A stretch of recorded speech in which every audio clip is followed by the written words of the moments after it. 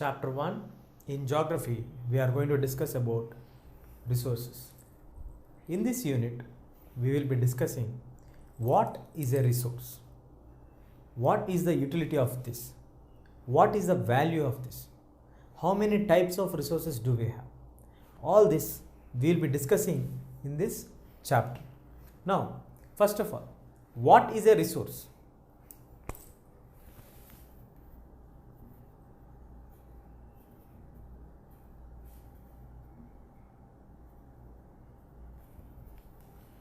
So when I ask what is a resource is something which will satisfy a human needs. So a resource gives satisfaction by satisfying what? It satisfies a human need.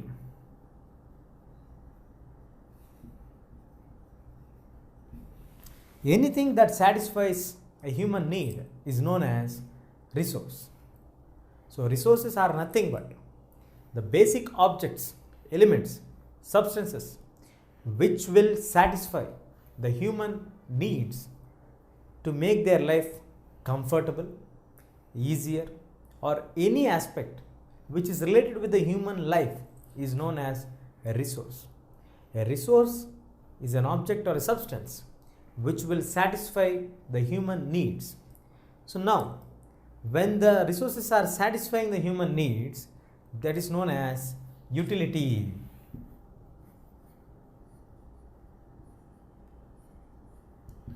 What is utility? Utilization of the object, subject, or any other substance is known as utility. A resource, let us take vegetables. If you take vegetables, if the vegetables are used for making a curry, here vegetables are resources which are used to satisfy the human need, that is to make a curry. Why do we need curry? We need it to be substituting our food. It is an important part of our menu. So vegetables, which are resources, are used for making curry. This using of vegetables for making a curry is known as utility. I am utilizing the vegetables to prepare a curry or to prepare some snack, to prepare something. So for everything we need some resource to make. For example, if you are building a house, you need land, you need the labor, you need the resources like cement, bricks, water. All these things are important resources for us. Without resources, you cannot do any work. Though you may have the intention, but without these resources, your intention will not get fulfilled. So in order to get your intention or your idea into reality, you need certain resources. These resources are planned very well and utilized. This planning and utilization is known as utility. This utility is again bringing us a new concept called value. So there will be a value for every resource what we are using. What is a value? For example, you have a piece of land and you also have some gold. You generally assume that gold is more valuable than land. Maybe at the present day situation, maybe the cost of the gold item what you are holding may be costlier than the piece of land what you are using. But both are resources, both have value. But the value may differ from product to product. When you compare sugar with jaggery, the cost of jaggery may be a bit lesser when compared to the cost of sugar. But both have their own values, but both are getting from the same resource, that is the sugar cane. So the same resource is giving two products but which are having different values. The value of the product differs on the item what it is being made. The resource may be same but the value of the product will be differing. Value means worth. A value is something which you give for some product or some material or some object, some substance. For example, you all know that at home when we get cough, cold or fever, for small diseases, we generally don't visit to hospital in the rural areas, because at home we used to have grandmothers who used to have their home remedies for that. They used to give the home remedies by preparing some soup to make you to get relief from the cough and cold. So this may not have any value in the market. Economically, these may not have any value for you, because when you go to a market, when you go to a medical shop especially, and buy a tablet for your cough, cold, fever, anything, you need to spend some money economically. When you are spending some money here, you know what is the value of that, because you are paying for it. It is worth that you are paying it. But the home remedy which your grandmother has prepared for the same disease what you are suffering now, cough, cold or fever, she has prepared some soup. After drinking that, you may get more relieved than after using these tablets. But that may not have the market economic value, but this will have market value. If you patent this soup and sell it in the market, then this also may have value. As we do most of the times neglect the household remedies or the recipes what we make, but in the market we have certain products which are already existing and giving equal comfort for us when there is any disease or any health issues. That's why we don't prefer to go for the home remedies. We try to prefer to go for the medicines which are available in the market for us, depending on the value of that. We believe that when we spend, it will be more effective for us. But the same remedy which is being followed for many centuries also will have impact on us. That also will give you relief, but depends on your mindset. Now moving to our lesson, value. Here the grandmother's remedy do not have value economically, and the medicine which you bought from the market has real value. So that's what, any resource which is used to satisfy the human needs and which is utilized for getting it more better or comfortable for the human's life, and which is also having some worth, is a basic understanding of what is a resource. Now, how many types of resources are available for us? How do we classify the resources? What is the base to classify or categorize the resources?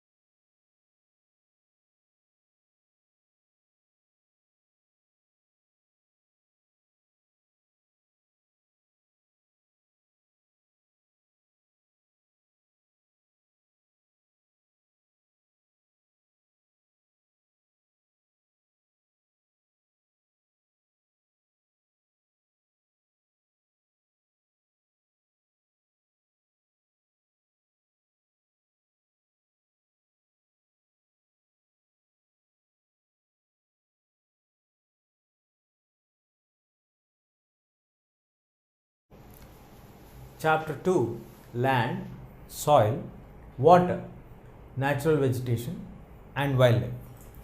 In this chapter, we will be discussing about the different natural resources what we got naturally by the nature. So land, soil, water, these three plays a very vital role when it comes to the natural vegetation happening and also the growth of the wildlife. First of all, let us take details about land.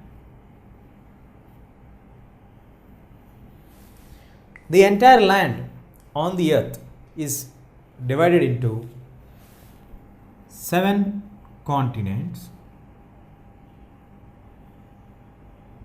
which is covering nearly 29 to 30% of the entire earth's area.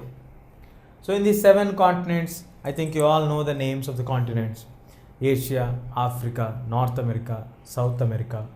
Moving on to the east, we have Europe, and to the Australia down the line we have Antarctica. So all these 7 continents together, the entire landmass comprises to 30%, or if you move to the exact statistics, 29% of the entire area of the earth where we are staying right now. So in these 7 continents also, one of the continent is completely inhabited by the human beings, that is the Antarctica continent. And moving on to some parts of Europe are very less populated places. Some parts of Asia and Africa are densely populated places. And moving on to North America, upper part of North America also is very less populated, and the other countries all are highly populated places. Why people started to live in only particular regions? Because for our survival, we need water. So the next natural resource what we have is water. The water starts to flow from higher elevations to the lower elevations. When the water is flowing from higher elevations to the lower elevations, it starts to flow completely downwards, and the low-lying areas are completely susceptible for the flow of the water. So we have the water covering the entire low-lying areas. So the areas which are plain areas, which are river valley areas, are very much comfortable for us to do cultivation. That is, we get the fertile soil available there. So initially, man started to settle at the river valley regions or the riverside regions, where it provides water for the cultivation, water for his daily needs. So all the purposes are fulfilled. So man started to live in the initial years at the river valley regions. Later he moved towards the plain lands, and later to the hilly regions. And today we find people living in all the elevated places also, and also in the nearby to water regions, nearby to the sea coast. So everywhere on the land we have people living now. So this signifies what is the importance of the land. As I mentioned just now, the cultivation, we need good soil availability. The soil availability makes us to feel comfortable when we are nearby to the water bodies, because it has the water flow, and also the underground water levels will be good, and the fertility of the soil also will be maintained properly because of the soil conservation which happens through the flow of the river. So all these things adds on to find us what is the use of having land, or how do we use the land. One purpose generally for what we use the land is to we stay on the land. We can't stay in the air, we can't stay in the water. So we have to stay on the land itself. So as we are staying on the land, for all the human beings, they stay on the land. Apart from this, they also use the land for cultivation of the crops, for construction of the houses, for construction of various industries, factories and everything. So all these things have to be constructed on the land itself. Let us now find out what are the other uses of land. Now we will see how the land is used for us in different ways. As I mentioned till now, land is majorly used for agriculture. When we are doing cultivation of the crops, we do the cultivation of the crops by tilling the soil. by taking the land as a basic criteria. How many crops per year we have to put also will be studied basing on the land. Basing on the land, if it is the land which is close to the river body, the land which has a good supply of water, the land where the underground water resources are very good, the fertility of the soil is very good, we can cultivate 3 crops in a year. Sometimes we can cultivate 2 crops only in a year. So basing on the land, we can try to know how the agriculture is there, or how can we proceed in agriculture. If the soil is not suitable for agriculture, if it is a dry, barren wasteland, we cannot do cultivation. So this will be determined by the land. Next, land is used to do forestry also. Forests grow on the land itself. When we clear the forest, we again try to develop the forest. So we need to plant the plants and grow them. Mining. Mining is done by drilling the land. We drill the land, then we go into the deeper layers and we try to get the extracts outside. So this is also done by the land. As I mentioned earlier, building houses. We build houses on the lands layers, and roads. The roads are laid on the land. Setting up of industries. So every activity, whatever the human being does, is done on the land itself. We cannot do anything leaving the land. So land plays a very vital role in every individual's life, every country's development, and every nation's GDP also. And moving on to find out how the land is divided. The land is generally divided into private and community. Private, the land which is owned by an individual is called private land. The land which is owned by a community is called community land. How can a land be owned by an individual? Yes. For example, if your father owns a house or a property or a piece of land, a few hectares of land, cultivatable land, so that is called private property. As your father is the owner of that particular piece of land, this property belongs to himself. That is why he is called a private property or private lands. If we have a public parks, then we have the railway stations, bus stands, all these things come under community lands. So on these lands, we can grow the crop, we can use for medicinal herbs, we can develop the park region, we can make it as a function hall, we can use it for various purposes, because it is not any individual's property. It is the property of a group of people, the society who is living there. That's why it is called a community land. Land is divided into 2 parts: private land, which is owned by an individual; community land, which is owned by the society of that particular region or particular village or particular mandal, district, however it is. So here there will not be a common owner. Here we have a individual owner who owns that property. Here we have various other people together coming, or communities heading up, or the Jala Parishad administration taking care of that one. So no individual owner will be there for the community property or common properties.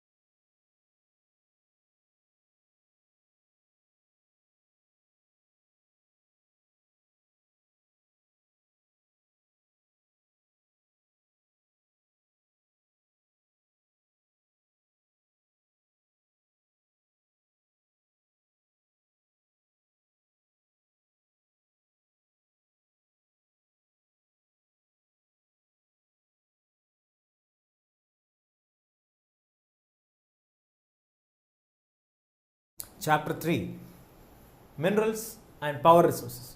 Students, in this chapter, we will be discussing what is a mineral, where do we get the minerals, how are they found in different continents, like are they found in large quantities, less quantities, what type of minerals are found in different continents.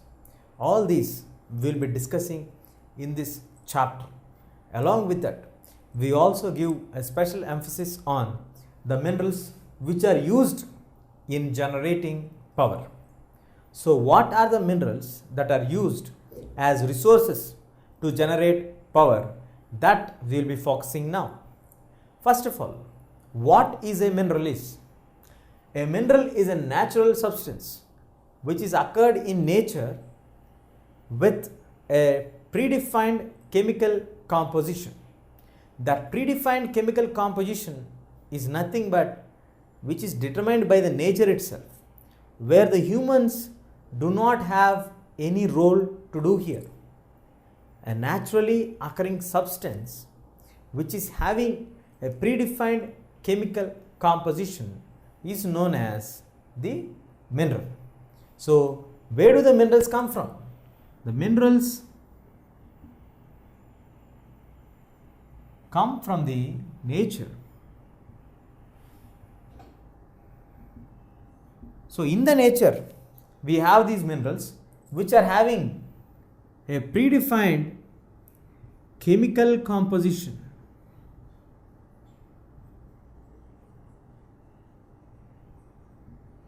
This predefined chemical composition, here the role of the human in either making a mineral or in this chemical composition is zero, where the role of the human is nothing. It is naturally occurred substance that is nothing but a mineral. These minerals are differentiated basing on the color, basing on the thickness, basing on the availability and different other categories. So the differences are found in their chemical composition actually here. A mineral which is formed in the nature has different nature properties, because when it is combined with different chemicals, the same chemical may give a different type of reaction basing on the other component which is getting added to this one. This entire thing is also used as a resource sometimes to generate electricity or power. Now we will check from where do we get these minerals. Now, basing on the minerals, how many types of minerals are there? There are nearly 3000 minerals available for us in the nature. Basing on the composition, overall minerals are 3000 for us. Among these 3000, we have divided them basing on the chemical composition of the minerals. The minerals which contain the elements which are related to iron, which contain to good conductors of heat and electricity, are categorized as metallic minerals. The others who don't contain this nature are called as non-metallic minerals. So, basing on the composition of the minerals, the 3000 minerals are broadly categorized into minerals of metallic and non-metallic. Metallic minerals example is we have iron ore and bauxite, which act as good conductors of heat and electricity. When it comes to the non-metallic, which does not contain the metallic nature in their chemical composition, those come under the non-metallic minerals. These non-metallic minerals are coal, petroleum and gypsum are the examples of non-metallic minerals. Now these metallic and non-metallic minerals are again further divided. The metallic minerals are again redivided into ferrous and non-ferrous minerals.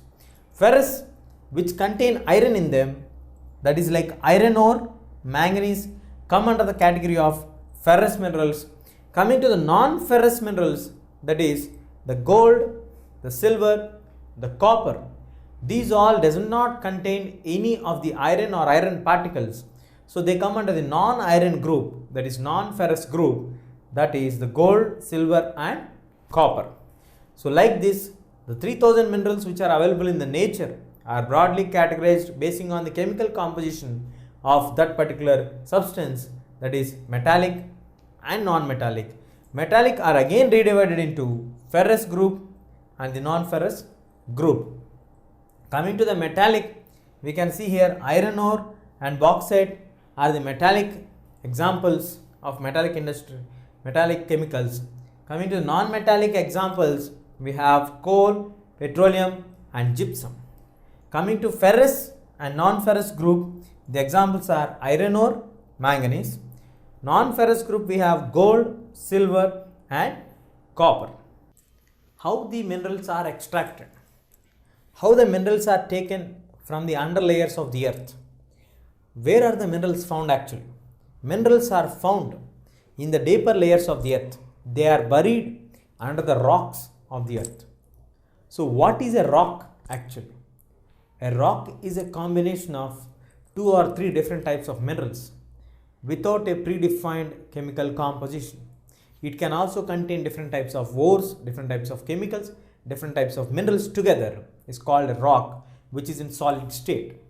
These rocks, under these rocks you find the different kinds of minerals and the layers of the earth. So minerals are found buried under the rocks. So the process of taking the minerals from the layers of the earth is known as extraction.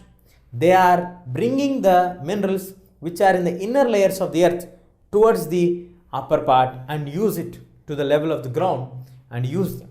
So there are different methods to bring the minerals onto the layers of the earth. 1. Mining. 2. Drilling.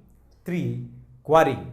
These 3 are the main methods how the minerals are brought from the inner layers to the upper layers. So in mining, again we have the open cast mining and shaft mining. What is open cast mining? Open cast mining, for example, if you take iron ore, they generally do the open cast mining. They take the entire layers of the earth by removing with the cranes and all. So they go deeper and deeper by making a playground like a structure, and they take the entire mud layers, one layer after the other layer and the other layer.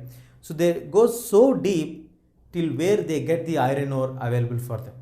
So they don't dig a small hole or something, but they dig the entire region like a wide area, and they make it as a map, and slowly they remove the layers after layers after layer so that they can go into the deeper layers.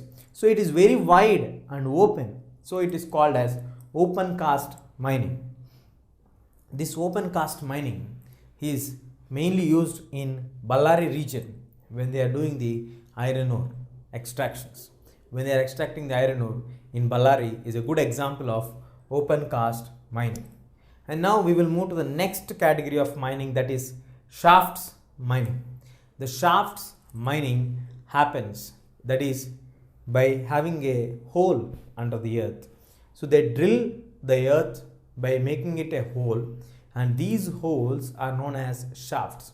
These holes go deeper and deeper, and from through that they extract the minerals.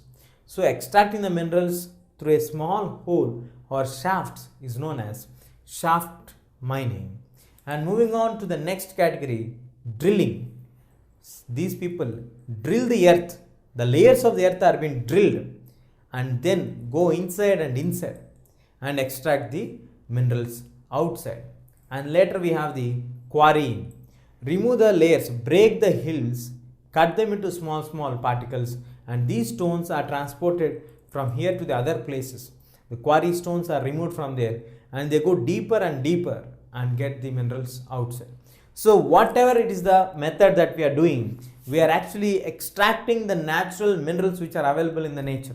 It can be either mining on the open cast mining or the shaft mining. It can be on the drilling method or it can be quarrying. All these methods are used to extract the minerals from the different layers of the earth which are buried under the rocks.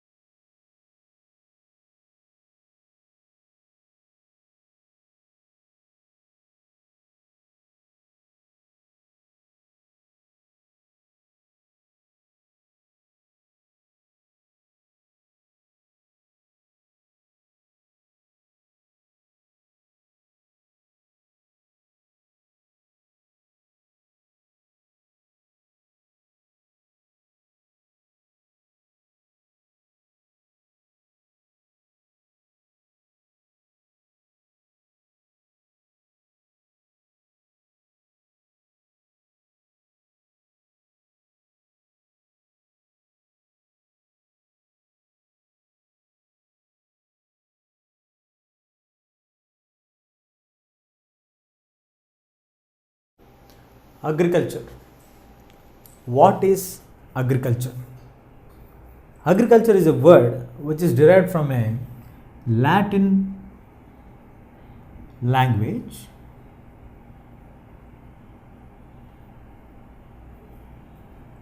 that is ager or agri and culture. So agri means here soil and culture means cultivation. So according to the Latin language, the word agriculture means soil cultivation. In our chapter, we will be discussing what is agriculture, in which category of the sectors does agriculture fall into. In order to make a plant to grow and reach to the full useful resource, it has to pass through various sectors. So when we plant a sibling, that has to grow, that has to produce something, that has to be collected, and then that has to be distributed in the market and then sold in the market. For all these things, it has to cross through different sectors like primary, secondary, third one tertiary sector or service sector.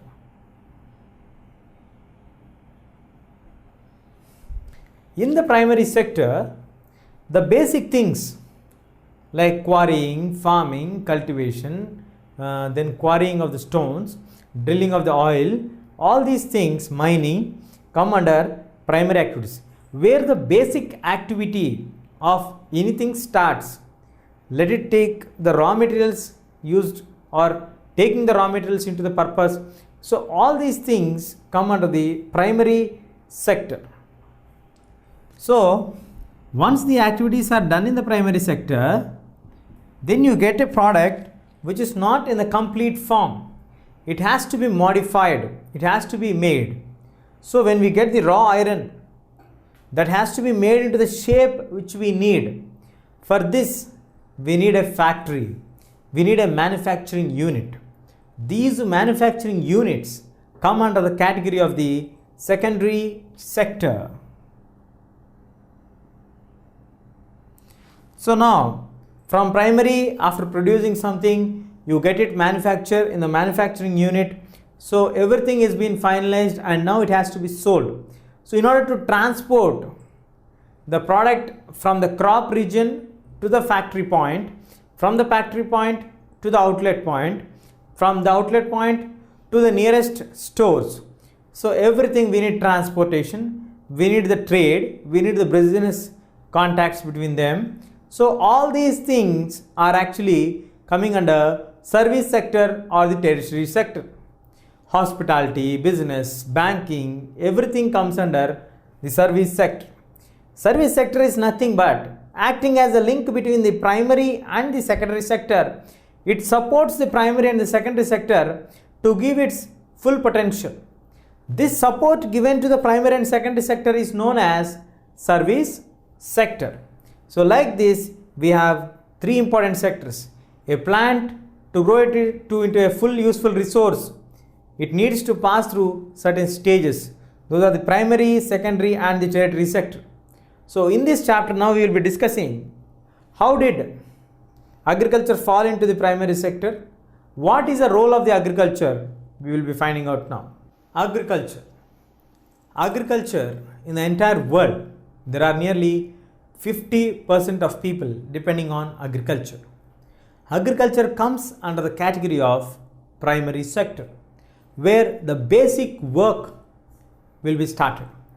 So now moving on to understand how this agriculture plays an important role in India, because in India we have nearly 2/3 of people depending on agriculture. Nearly 70% of people depend on agriculture. These 70% of people are depending on the primary sector. When we talk about the primary sector, we need to remember that here in the primary sector, the people, those who are depending on this sector, are having highly unstable income. The income which is not guaranteed for them. Why do we say that the income in the primary sector is not guaranteed? Because in the agricultural sector, agriculture truly depends on the climate of a place and the land. India has a very vast availability of land. But when it comes to the availability of water, 50% of Indian farmers, even today, depend on agriculture, the rainwater. So rainwater is the main source for them to start their crops growing, to start the crop season. Now, as the time passed on, the monsoon started to play a very vital role on the lives of the farmers. We generally see farmers committing suicides. When there is no proper monsoon rainfall occurring in the month of June, that results in the failure of the crops or delay in the crop season, which ultimately forces the farmers to commit suicide.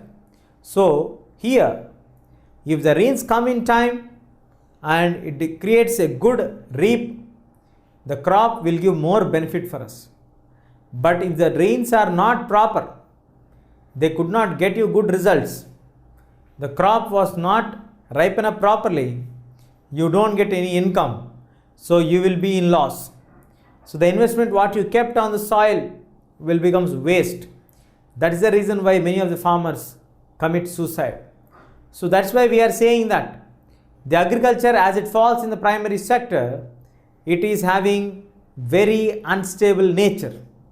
The income is not at all guaranteed in this primary sector, especially agriculture, which we have seen in our country from the past 6 decades.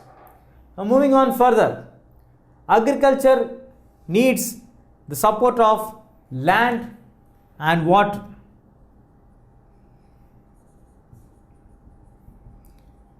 So these two combinedly we can call climate and topography. The climate and the topography of a region should support the farmers to do the agriculture. The fertility of the soil should be good, the availability of the water should be there. Then only you can do good agriculture. So the conditions which are favoring a farmer or the land to do cultivation is called arable land.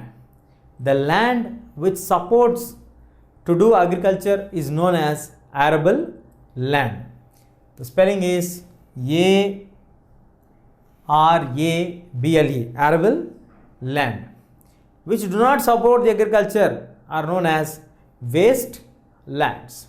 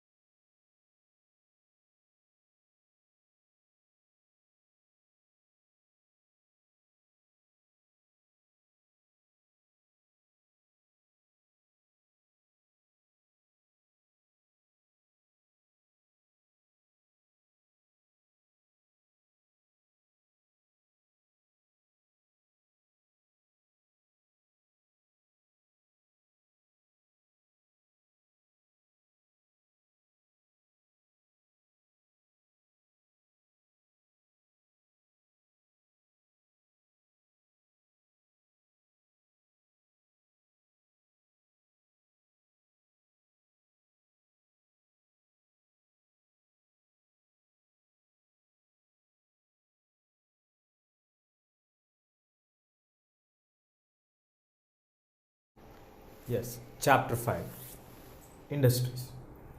What are industries? The industries come under the category of secondary activities or manufacturing units. Moving to understand what are the actual meaning of secondary activities. We generally get the raw materials in the nature. The raw materials are converted into very useful product or very valuable product for the human beings. To utilize it is known as secondary sector. In that, the manufacturing unit like industries or factories do the same activity.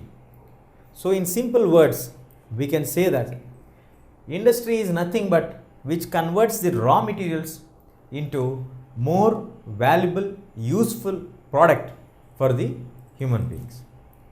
Basing on the availability of the raw materials and classification of the raw materials used, we can classify the industries into various categories. How is the classification of the industries done and what are they? How are the industries classified? The industries are broadly classified into three major categories. Into how many categories the industries are classified? Three major categories the industries are classified. Basing on the raw material which is used is the first criteria for the classification of the industry. Size, whether it is a large or a small, that is the size of the industry. It is categorized on the size. And who owns the industry? Who is the owner of the industry? Basing on that, we have the ownership. Basing on the criteria of the ownership, the industries are classified. So first one is basing on the raw material. From where does the raw material come? That is the first criteria to classify the industry. Second one is size. How is the size? And third one is ownership. Who owns the industry? So these three are the criteria or different criteria used for classification of the industries. Once these three are the major criteria used, again we have in raw material, the first criteria again we have basing on the getting of the raw material. From where are we getting the raw material? From which category we are getting the raw material? If we are getting from the agricultural products, the products which are related with agriculture or agro based industries are known as agro based industries. The industry which gets its raw material from the agricultural background is known as agro based industry. Example is food processing, and the second example is making of the vegetable oils, which we have different types of oils which are available in the market, like for example sunflower oil, which is extracted from the sunflowers which is available in the agricultural product actually, which is grown and which are collected and which we get it. So like this. Moving on to the second category. If the raw material is a mineral, the industry which is run by getting a raw material is a mineral, then it is called a mineral based industry. That is iron made from iron ore. So iron manufacturing industry is a mineral based industry. Moving to the third one, we have the marine based industry. If the industry is extracting its raw materials from the marine region, then it is called marine based industry. Example, fish oil. We get fish in the seas, oceans, the marine life. So when we are extracting oil from the fish, that is an example for marine based industry. And moving on to the last category in the raw materials, that is forest based industry. If you are getting a raw material from the forest, then that industry is known as forest based industry. That is paper, furniture, all we take the raw material from the forest and we do the processing in the factories and the industries, and finally we make out the product. So basing on the raw material which is used in the industry, we categorize the industries on four different categories. That is agro based industry, mineral based industry, marine based industry and forest based industry. Agro based industry is getting its product from agricultural background. It is cultivated as a crop or agriculture related crops Then minerals, we are getting minerals from the layers of the earth. We do mining and we get the minerals. So the industry which is getting its raw materials from the minerals is called as mineral based industry. Example, iron from iron ore. Then we have the marine based industries. The marine based industries are fish oil industry is an example for marine based industry. Here we get the raw material from the marine life. So this is the oil based. Fish oil which we get from the marine life is an example for marine based industry. And forest, how the forests are happening. The forests are also the source for industries. The trees which are grown in the forest are cut down and they were brought to the factories. The processing is done, they were chopped finely and you get paper, furniture. So many industries are based on the forest. So the raw materials if we are getting from the forest, that becomes the forest based industry. So basing on the raw material, how many categories again we can divide the industries? 4 categories. First one is agro based, second one is mineral based, third one is marine based, and the fourth one is forest based. Moving on to the second division of the category of industries. Basing on the size of the industry, the industries are divided into 2 large groups, that is small scale industry and large scale industry. In the small scale industry, we are covering cotton, basket making, basket weaving. All these come under the small scale industries. The small scale industries, the number of the people employed will be very short and the technology used also is very less, or sometimes no technology only will be used properly. But when it comes to large scale industries, we are using large number of employees working under that one. A proper system will be in place and we also need to use higher technology to make a product available in the market.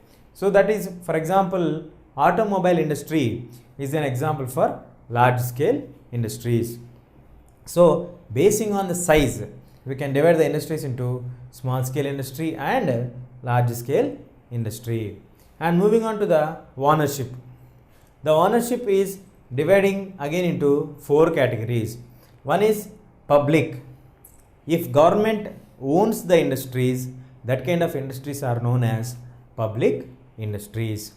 If private individuals are running the industry, then it is known as private industry. An example is Reliance Industries, Tata Industries come under the examples of private industries.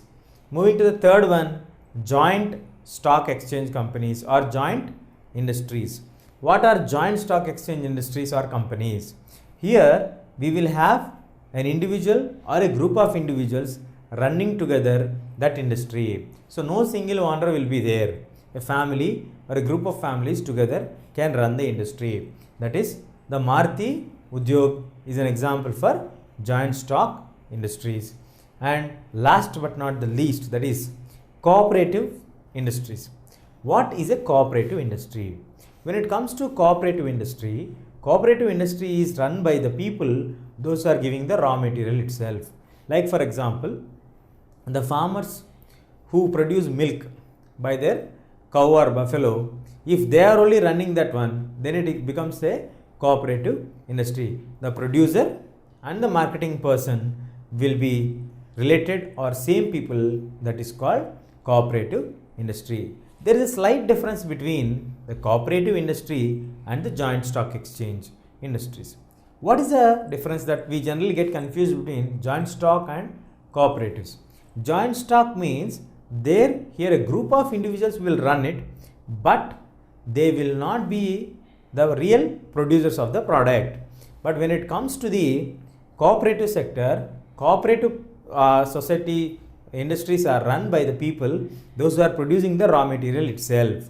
Here we have Anand Milk is an example for this kind of cooperative sector industries. Joint stock example is Maruti Udyog. Now total we can calculate is 1, 2, 3, 4, 5, 6, 7, 8, 9, 10. The industries are broadly categorized into 10 categories. First, primarily, they are categorized into 3 categories basing on the raw materials. Second is size. Third is ownership. Again, basing on the raw materials from where the industry is getting, they are divided into 4 categories: the agro-based industry, the mineral-based industry, the marine-based industry, the forest-based industry. The examples of agro-based industry, as we discussed: vegetable oil, food processing; minerals, iron; and marine, fish oil; forest, paper and furniture. Size, small or large. Small example: cotton industries, cottage industries, basket industries. Cotton doesn't come as a small scale industry, sorry. Large scale, automobile industries. And ownership, we have public ownership, private ownership, joint stock industries and cooperative industries. In public, the example is SAIL, Steel Authority of India Limited. Private, Reliance Industries, Tata Industries, Birla Group. These are the major examples. Joint stock, we have Maruti Udyog, and cooperatives, we have Anand Milk.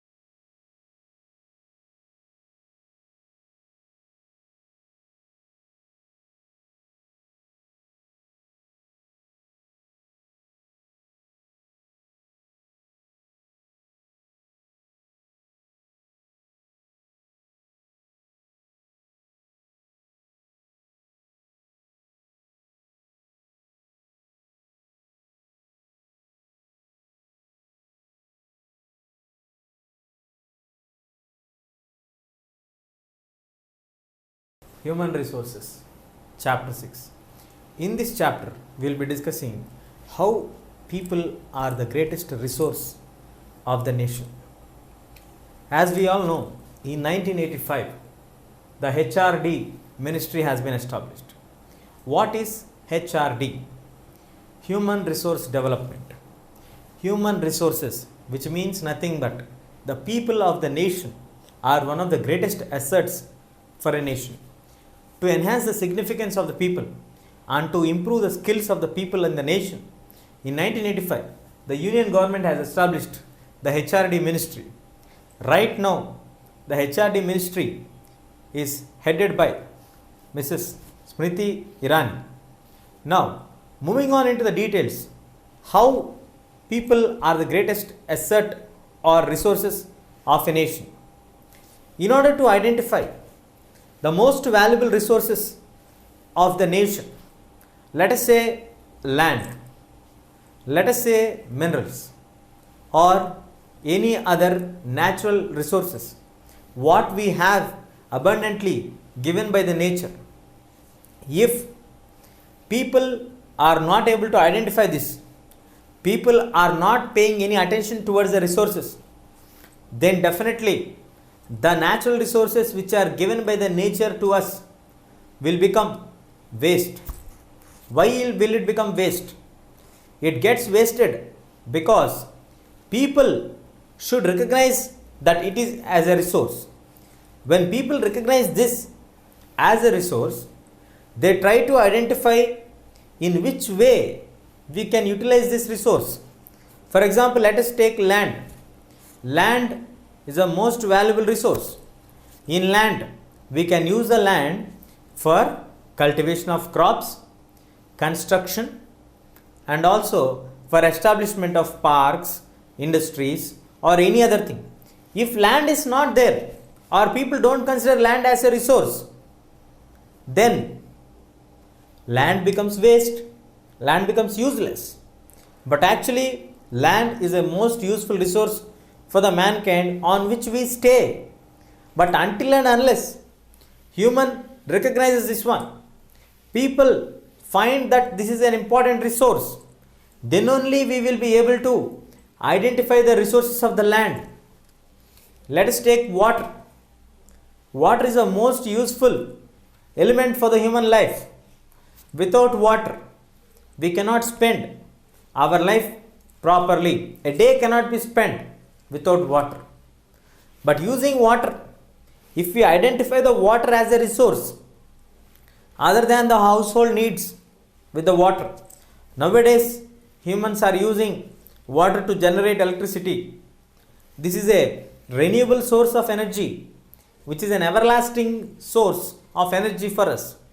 Like this, not only water, air, we can use the air which is available abundantly in the nature.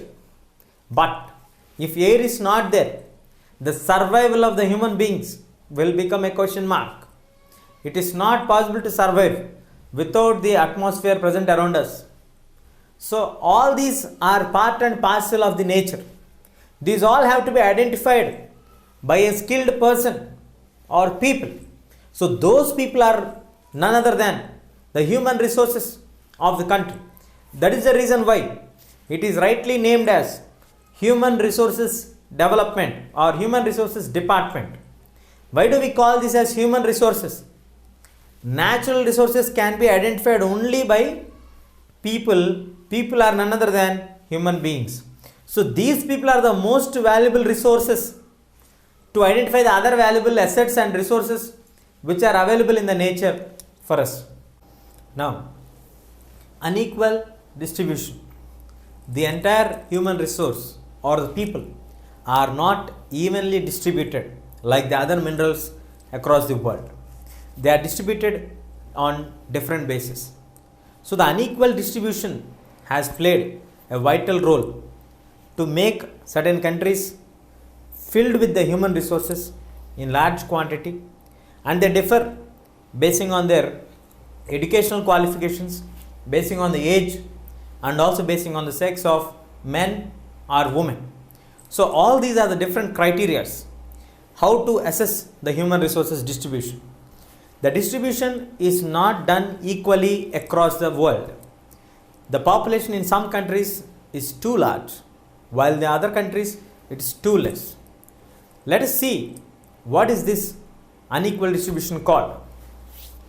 The distribution is nothing but the spread across of the population all over the world in different countries unevenly can be studied under the pattern of population distribution. More than 90% of the entire world's population lives in 30% of its area. Let us see here. The distribution of the world population is divided unevenly. It is different basing on the educational qualifications, basing on the age, basing on the population of men and women, the sex category also. If you look at the population which is in the developing countries, there you find the age and the sex will be the determinants of the population. When you look at the population which is in the developed countries, in the developed countries, most of the people would be literates. I don't say they are educated to the par, but they are highly literate people who can understand what to be done for a policy. They can judge whether the policy is required to them, whether the government policy is very good, beneficial to them or not. This assessment you cannot find in the people who are living in the developing countries. That could be one of the major determinants to explain how the human resource differs from one country to the other country. In some countries, nowadays the scenario is coming that the population is more from 35 years to 45 years of age. In some countries, it is above 45 to 50 years of age. In some countries, it is from 20 to 35 years of age. Example, India, 20 to 35 years of age by 2020 or 2025. You find huge population, more than 50% of India's population will be under the bracket of 20 to 35 years of age. When it comes to China, the population moves to 30 to 45 years under that umbrella. So all these brings us the clarity on how the population or the resources differ according to the education, according to the age, and according to the sex categories. Now moving on to distribution of the entire thing comes under the pattern of distribution of the population. This pattern of the distribution of population is completely uneven. In some countries of Asia, you find bulk of the population living, irrespective of the education, age, or any other things. And when it comes to the some of the African countries, you find very less population living. When it comes to the down the line in South America or in the Australian continent or somewhere in the Canadian country, the population is not so high as that of the Asian and the African countries. So like that, this unequal distribution is common. 90% of the entire world's population largely lives in 30% of its area, mostly near the tropical region, near the high mountain region, tropical forest lands, very less latitudes, very hot temperatures. In the extreme cold climatic conditions, very less population or merely no population stays there.